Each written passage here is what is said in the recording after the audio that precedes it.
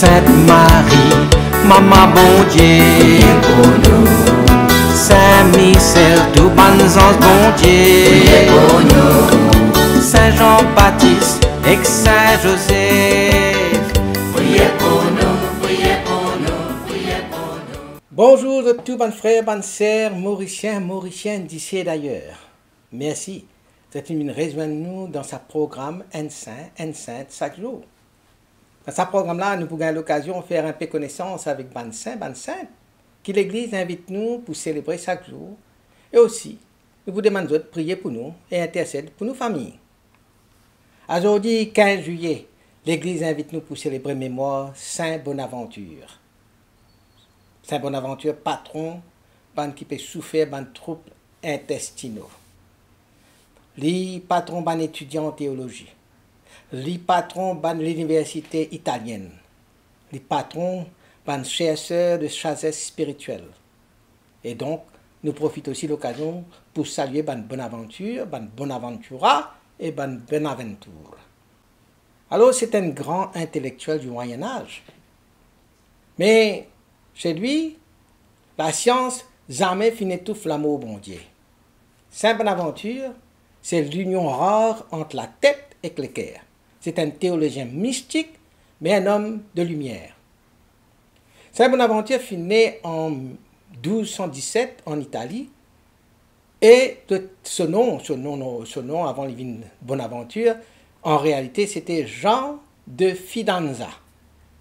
Très jeune, il tombe gravement malade, et ce moment priait Saint François d'Assise pour sa guérison.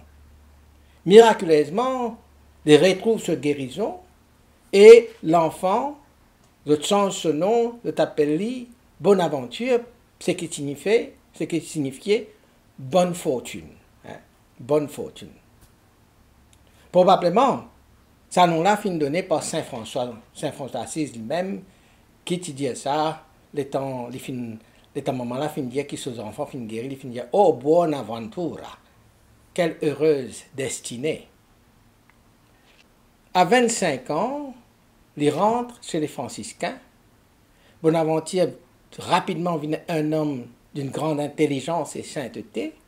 Il est ordonné prêtre, il a enseigné à l'université de Paris, et il y a un camarade et un contemporain à Saint Thomas d'Aquin, qui lui aussi a pu étudier à Paris à l'époque.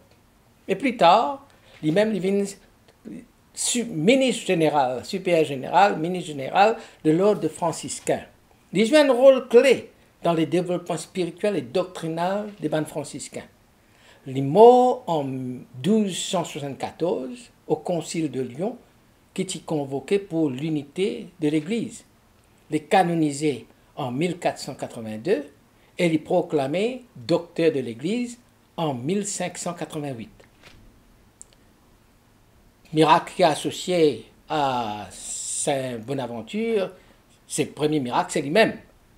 Il tient des enfants gravement malades, Jean de Fidanza, son nom de naissance, et par l'intercession de Saint François d'Assise, qui passe dans la ville à cette époque-là, ce moment désespéré, allait à la cause avec Saint François priait pour l'enfant, intercède pour l'enfant, et l'enfant guérit, et c'est là qu'il gagne ce nom, Bonaventure, parce que Saint François d'Assise proclamait « Oh Bonaventura », qui veut dire « quelle bonne destinée, quelle bonne fortune ».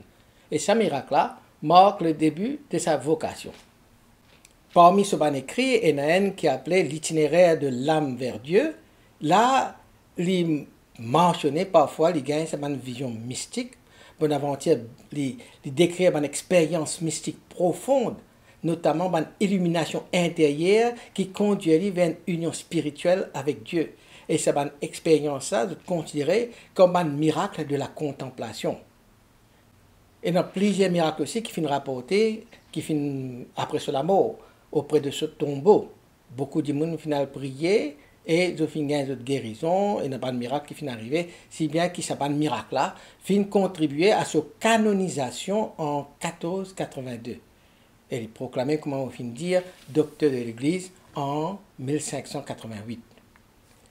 Et dans certaines paroles qui nous retenir de Saint Bonaventure, par exemple, il dit « En toute chose, qu'elle soit sensible ou intelligible, Dieu est caché.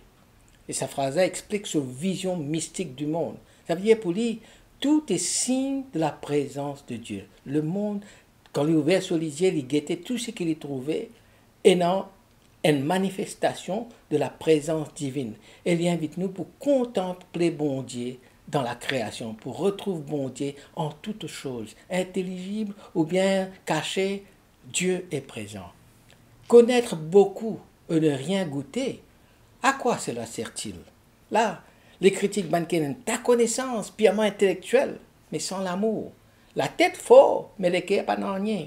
Alors, c'est là, rappelle-nous que la sagesse chrétienne, c'est un chemin vers Dieu, pas une fin en soi. C'est un chemin vers Dieu. Quand nous gagnons la sagesse chrétienne, ça ne veut pas dire qu'il finit gagne tout là.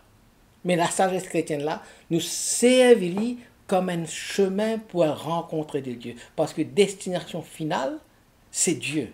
Ce n'est pas la sagesse chrétienne qui nous gagnait, ce n'est pas l'intellectuel, ce n'est pas l'intelligence, mais c'est Dieu lui-même. Saint Bonaventure il surnommé le docteur séraphique. Docteur séraphique veut dire le docteur angélique. On va dire qu'il y a sa l'attitude d'un ange en lui. Hein? Par la chaleur, par sa charité, par l'élévation de sa contemplation, il est comment dire un ange. Contrairement à saint Thomas, qui met l'accent sur la raison, saint Bonaventure, il y insistait sur l'amour comme chemin de Dieu, comme chemin vers Dieu.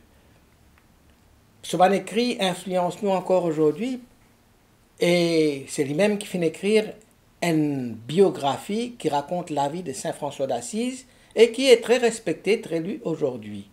Il développe une vision mystique du monde où toute la création reflète Dieu. Il défend l'harmonie entre la foi et l'intelligence, entre la philosophie et le mystique. Il est considéré comme un des pères de la spiritualité franciscaine. Un des défis majeurs qu'il finit étant l'étant ministre de l'ordre franciscain, c'est réconcilier une tension interne qui tient entre ban frères, ban franciscains, entre les spirituels très rigoureux et les spirituels très relâchés. C'est un relâchement. Donc, le type de faire une réconciliation de ça de là. Hein? Et il finit faire ça avec sagesse, avec douceur et fermeté. D'autres défis, c'est enseigner et défendre la foi dans un contexte d'université parisienne souvent hostile. À l'enseigne la foi, à l'enseigne la théologie, l'université parisienne, côte souvent hostile, et ça c'était un défi pour lui. Mais il surmonte ça par sa modestie, sa clarté et sur la vie cohérente avec l'évangile.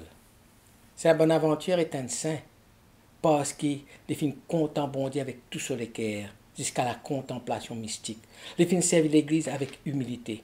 Il finit cherche l'unité et la paix. Et surtout, parce qu'il finit confronte sur la vie, il finit conforme sur la vie au Christ crucifié, vivant dans la pauvreté, la charité et la prière.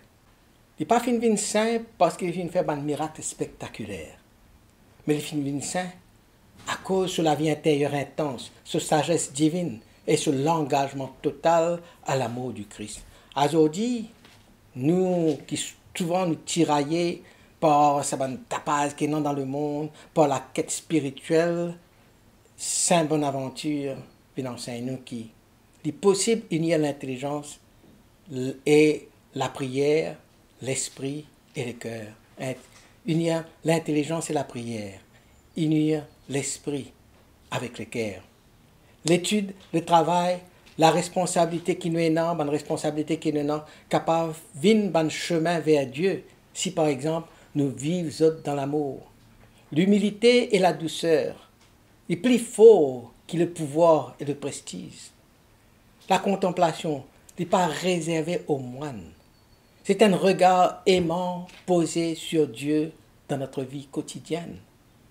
Il montre-nous que le vrai savoir, c'est d'aimer. Le vrai savoir, c'est pas là. C'est ici, dans le cœur. Le vrai savoir, c'est d'aimer. Alors à nous prier. Saint Bonaventure, docteur angélique, séraphique, toi qui finis unir la science et la sainteté, toi qui finis guide bonnes âmes vers Dieu par la contemplation, intercède pour nous. Apprends-nous pour rôder bon Dieu dans toutes choses, pour compter la vérité avec humilité, pour vivre dans la lumière de l'esprit. Apprends-nous, c'est la sagesse qui éclaire nous l'esprit, qui, de l'amour du Christ, enflamme nous les cœurs, qui, de la sagesse, enflamme nous l'esprit pour nous rendre dans l'humilité et la prière vers Dieu. Apprends-nous pour rebondir dans la beauté de toutes choses. Apprends-nous pour compter la vérité plus qu'il nous donne l'opinion. Apprends-nous pour marcher dans la paix avec un cœur, avec un équerre, uni et confiant. Toi, Saint Bonaventure, docteur angélique, faire grandir dans nous sa désir pour bon Dieu là. Faire qu'il a douceur envers nos bons frères aussi, lui grandit avec sa désir de Dieu là. Par toute l'intercession, qui nous l'esprit lui élever vers Dieu sans orgueil et qui nous l'équerre servi sans compter, gratuitement, inconditionnellement. Amen. Qui bon Dieu bénisse et tous les bonnes proches.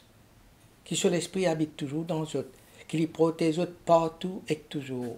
Au nom du Père et du Fils et du Saint-Esprit. Amen. À demain.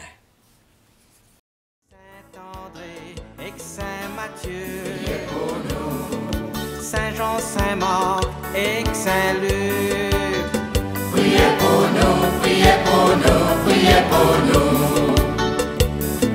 Sainte-Marie-Madeleine et Saint-Étienne, priez pour nous. Saint-Ignace et Saint-Laurent,